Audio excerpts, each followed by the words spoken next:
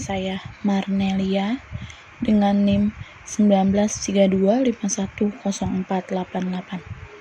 Saya ingin mempresentasikan tentang tanggung jawab auditor terkait dengan kecurangan dalam laporan keuangan.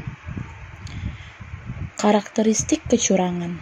Kesalahan penyajian dalam laporan keuangan dapat timbul karena kecurangan atau kesalahan. Faktor yang membedakan antara kecurangan dan kesalahan adalah apakah tindakan yang mendasarinya. Tanggung jawab untuk pencegahan dan pendeteksian kecurangan. 1. Tanggung jawab utama untuk pencegahan dan pendeteksian kecurangan berada pada dua pihak, yaitu yang bertanggung jawab atas tata kelola entitas dan manajemen. 2. Tanggung jawab auditor. Auditor yang melaksanakan audit berdasarkan SA bertanggung jawab untuk memperoleh keyakinan memadai apakah laporan keuangan secara keseluruhan bebas dari kesalahan penyajian material yang disebabkan oleh kecurangan atau kesalahan. Tujuan auditor adalah untuk mengidentifikasi dan menilai risiko kesalahan penyajian material dalam laporan keuangan yang diakibatkan oleh kecurangan. B. Memperoleh bukti audit yang cukup dan tepat terkait dengan penilaian risiko kesalahan penyajian material yang diakibatkan oleh kecurangan. C. Memberikan respon terhadap kecurangan atau dugaan kecurangan yang diidentifikasi selama audit. Ketentuan. 1. Skeptisisme profesional. 2. Pembahasan di antara tim perikatan. 3. Prosedur penilaian risiko dan aktivitas terkait. 4. Identifikasi dan penilaian risiko kesalahan penyajian material yang diakibatkan oleh kecurangan. 5. Respon terhadap hasil penilaian risiko kesalahan penyajian material yang diakibatkan oleh kecurangan. 6. Pengevaluasian terhadap bukti audit. Dan terakhir, auditor tidak dapat melanjutkan perikatan. Materi penerapan dan penjelasan lain karakteristik kecurangan. Pelaporan keuangan yang mengandung kecurangan dapat dilakukan dengan cara sebagai berikut. 1. Manipulasi, pemalsuan, termasuk peniruan, atau pengubahan catatan akuntansi atau dokumentasi pendukung yang menjadi dasar penyusunan laporan keuangan. 2. Pernyataan salah atau penghilangan secara sengaja atas peristiwa, transaksi, atau informasi signifikan lainnya dalam laporan keuangan.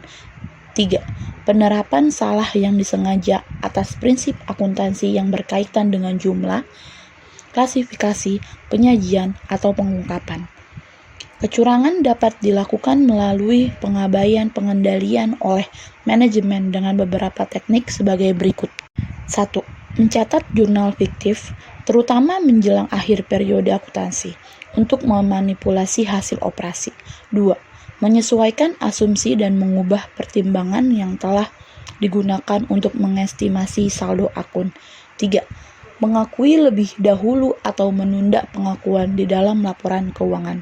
Dan terakhir, menyembunyikan atau tidak mengungkapkan fakta yang dapat mempengaruhi suatu jumlah yang tercatat dalam laporan keuangan. Skeptisisme profesional. Untuk mempertahankan skeptisisme profesional, diperlukan pengajuan pertanyaan secara berkelanjutan tentang apakah informasi dan bukti audit yang telah diperoleh memberi petunjuk bahwa kesalahan penyajian material yang diakibatkan oleh kecurangan mungkin terjadi. Prosedur penilaian risiko atas aktivitas terkait. Beberapa contoh, pihak-pihak lain dalam entitas yang dapat dimintai keterangan secara langsung oleh auditor mengenai keberadaan atau adanya dugaan kecurangan mencakup 1. Personal operasi yang tidak terlibat secara langsung dalam proses pelaporan keuangan. 2. Karyawan dengan tingkat wewenang yang berbeda. 3. Karyawan yang terlibat dalam inisiasi, pemrosesan atau pencatatan transaksi yang rumit. 4. Penasihat hukum internal entitas. 5. Direktur etika atau pihak yang setara. Dan 6. Pihak-pihak yang bertanggung jawab dalam menghadapi dugaan kecurangan. Ketidakmampuan auditor untuk melanjutkan perikatan. Contoh kondisi penyimpangan yang dapat terjadi dan dapat mempertanyakan kemampuan auditor untuk melanjutkan pelaksanaan audit mencakup 1. Entitas tidak melakukan tindakan yang tepat atas kecurangan yang dipandang perlu oleh auditor dalam kondisi tersebut. 2. Pertimbangan auditor atas risiko kesalahan penyajian material yang diakibatkan oleh kecurangan dan hasil pengujian audit mengindikasikan risiko signifikan atas kecurangan yang bersifat material. 3. Auditor memiliki kepedulian signifikan atas kompetensi atau integritas pihak yang bertanggung jawab atas tata kelola. Representasi tertulis.